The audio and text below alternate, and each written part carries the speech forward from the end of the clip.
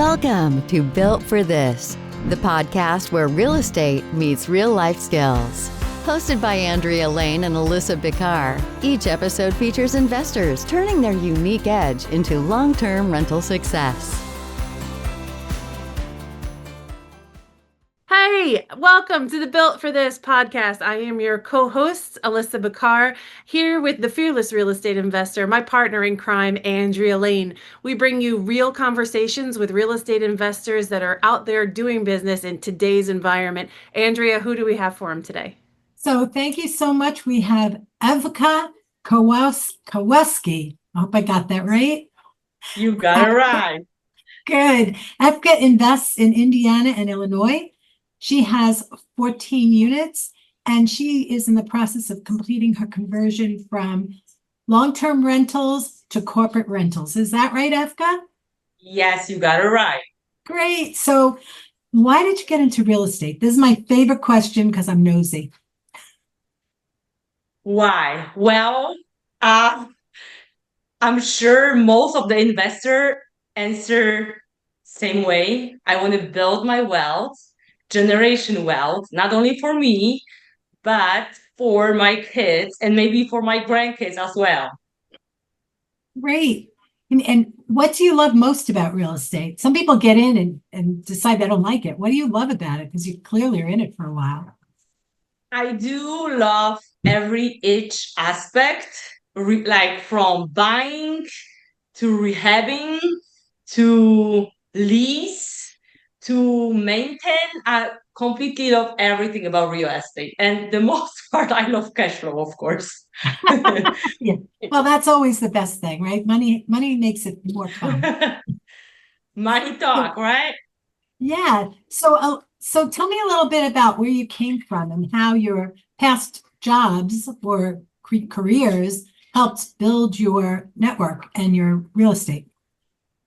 Okay, so I came to US in 2010 as an 18 years old girl with no English, completely nothing. No family, no parents, no siblings, no anybody else here. My mom, for goodbye, gave me $50. And my first job was in a bakery. That's how I started my career in US. It was a very hard job. You don't like make cake for each person. That was a whole bakery, so you have to feed entire store. And then from there, I was doing this for a couple years. And after 2 years of working 7 days, I purchased my first house. This was in Worth, Illinois, where I did complete rehab on it. What I didn't plan, but when I opened one wall with my contractor, we realized there was no insulation. So that was like from nothing, we started a huge project.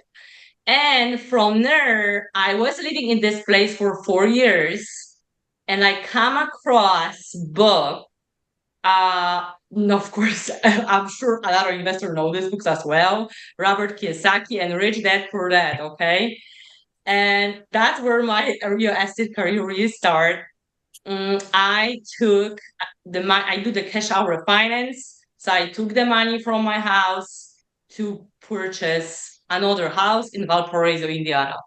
So that's how I start. So from there, I can talk more about my method, which pretty much and 100% is a BRRRR method. So buy, rehab, refinance, repeat.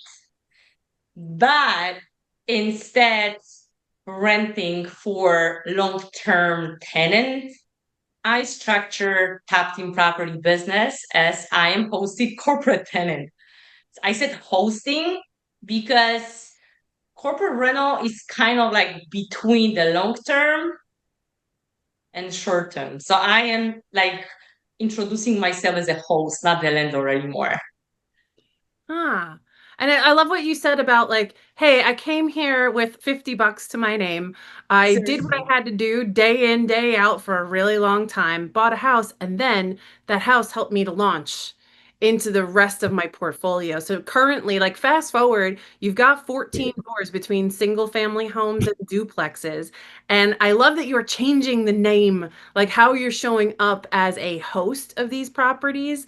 And in the game, I think it's all referred to as midterm rentals, where it's furnished and you host people to come and stay and live there for a temporary amount of time. What made you choose that model, and how long did it take you from long-term rental to start building that kind of business? And was it at two doors? Was it once you So, had 15 or what? so the story is when I purchased my first duplex, which was my third property or third investment, uh, like during the rehab process, I come across person. She was a real estate broker, and Mhm. she were asking me if I know anybody who have furnished places but not Airbnb, who can help her client during the transition, like they was selling home and they was in a search to buy something else. I'm like, I'm like doing process of, rehab. So let's try. I will try at least one side of the duplex to furnish and start to run as a like furnished rental, which I did. But then I start renovating second side of the duplex, and I'm like, okay, I'm gonna do the same way. Like I'm gonna furnish, and let's see how that's gonna work. And I list on the furnish finder. That's how that's how I pretty much started all the corporate rental business, because just I met, some person who like who introduced me like, hey, I have a client. I'm like, okay, I'm open. Let's do it. But I was I so mean, scared and afraid because I don't know much. I don't know much, how to like what target market I will get, like how to get leads, and okay, this lead's gonna end up in 3 months, and what's next, right?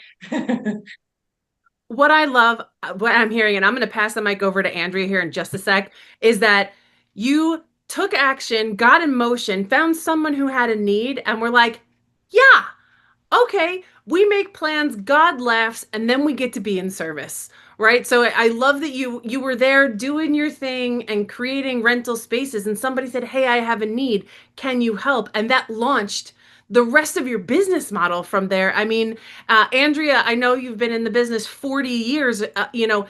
How does this match up for most people when they are getting ready to be ready, or do most people, have this type of experience in your I don't know of many people who've had this experience where somebody says, I have the perfect client for you. Want to try it out?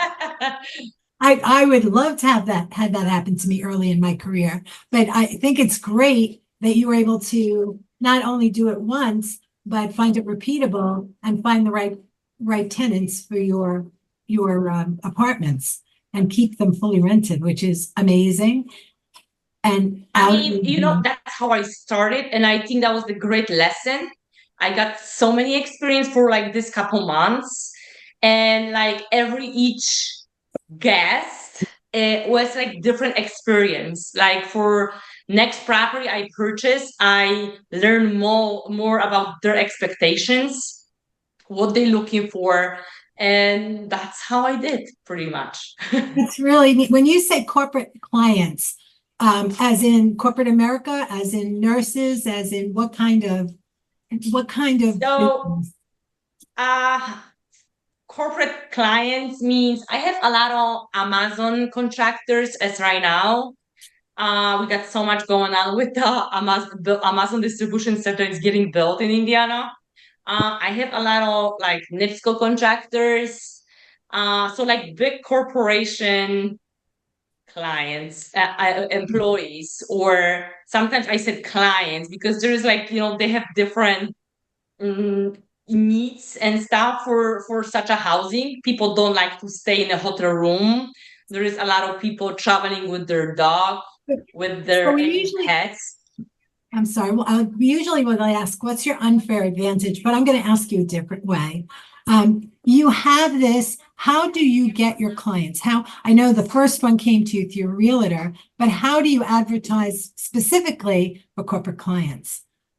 So as for now, I do have sale and marketing team. That's how we advertise. But we have a lot of returning clients. So for example, if we have previously clients for some welding, whatever company, they are returning to us. So we just like put our name up there. I was like doing a lot of networking and stuff. And then just people recognize our brand, even our car. So that's how we get clients. So Great. I mean, it's wonderful for me. Like I seriously really enjoyed every part of my job. I am really thankful for all my team I have to really like grow like crazy. And I don't know, we just really enjoy it. And like hopefully we can like spread to more states and maybe nationwide. So yeah, that's Wow. our I business love it. strategy. I love that you're like, hey, I found something that works. Let's go do more of it. And just for posterity, for those of us who are like so intrigued, saying, okay, this sounds wonderful. It sounds like you stepped in gold and you kept mining, right?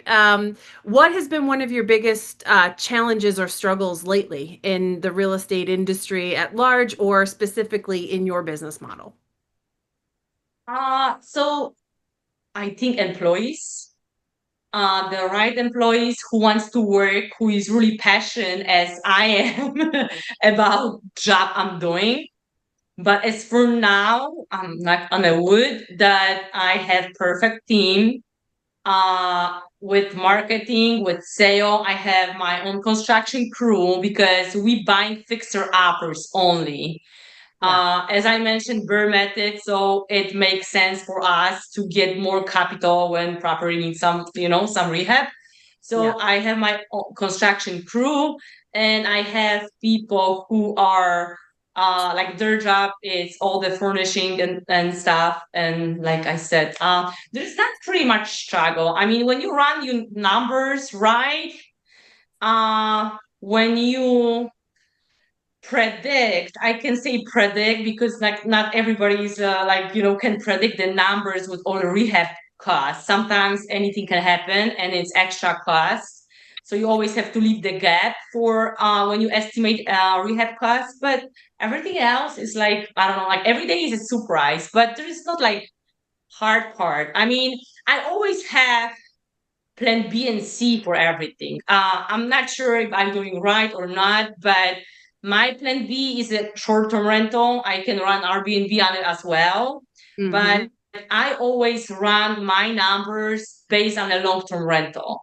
So even though I am making more for corporate tenants, I always run number on the long-term rentals. So the Yeah, that's numbers make sense for long-term rental, then eventually will make sense for mid and short-term, right? I love that. Underwriting to be conservative. I just want to say that again. When you do your underwriting, it sounds like you are being really conservative. If you make more money with a bigger strategy that has more net profit, great. And the deal needs to make sense. And Andrea always says, and I've heard this time and time again, is you make money on your buy. So I love what you've put together here around having different exit strategies built in, but you're underwriting to the most conservative number and then staying agile as the market presents opportunities to you. Andrea, what will you say? Yeah, no, I was going to say the same thing. I think it's fabulous because too many people, I'm going to do long term, great, or I'm going to do short term, and then that's the numbers they use. If you use a long term number in a long term rental area, you know you're going to be, well, you don't know guaranteed, there's no guarantee, but your chances of success are a whole lot better. And then if anything, like you decided that you'd swap out and go into the midterm and it's working, that's fabulous. It's just, I mean, icing on we the cake. all know what happened with the short-term rental markets, like all over the US. So people get disappointed with, their expectation for short-term rental. They're overpaid for, property.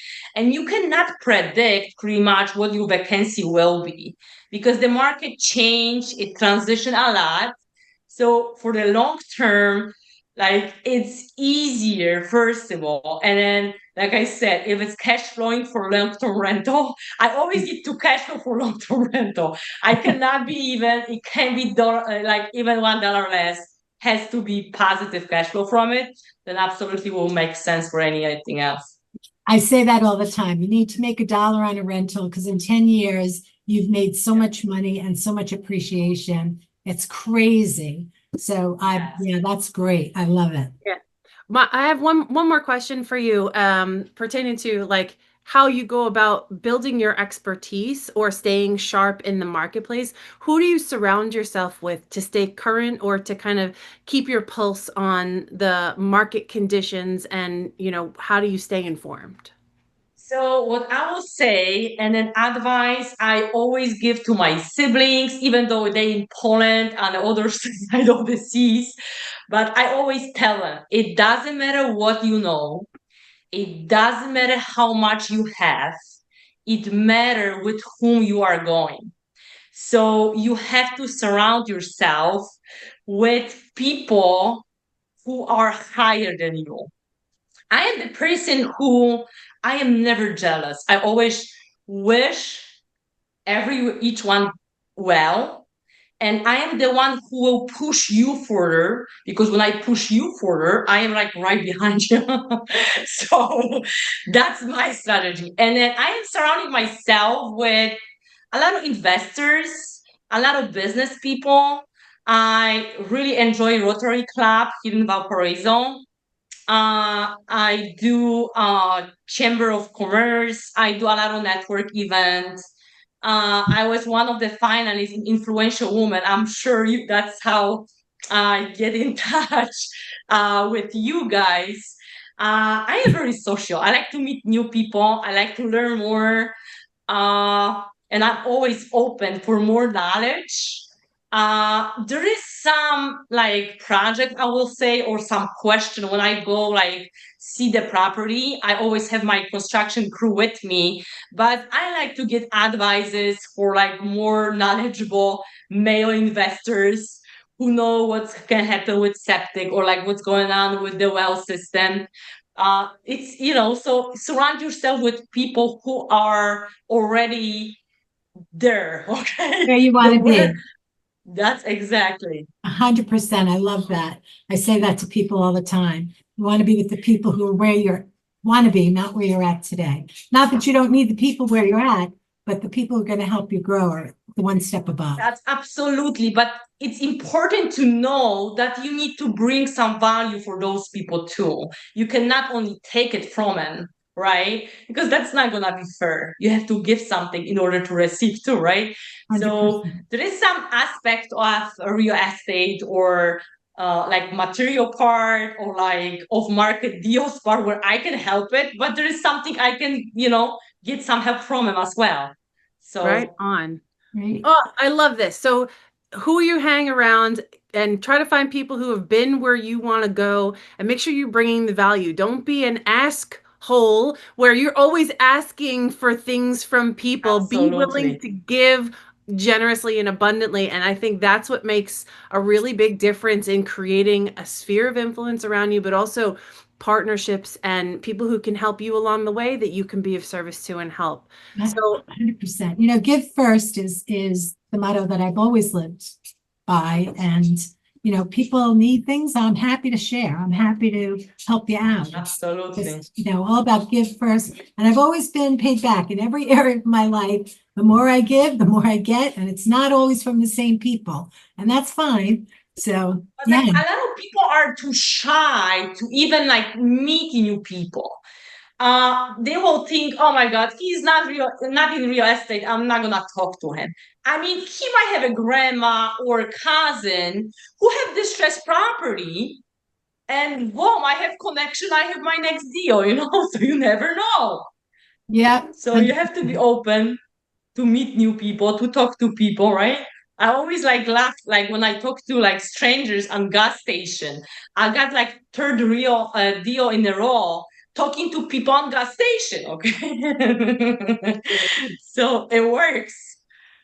Absolutely. And that's the thing that we keep coming to is that this is a people business. And we love what you're up to about making sure that you know your marketplace, you know what you're building, and you know people who know more than you in other areas so that you can continue to grow smart and stay open to the possibilities. So we have loved having you here for this conversation. Where can people go to find you?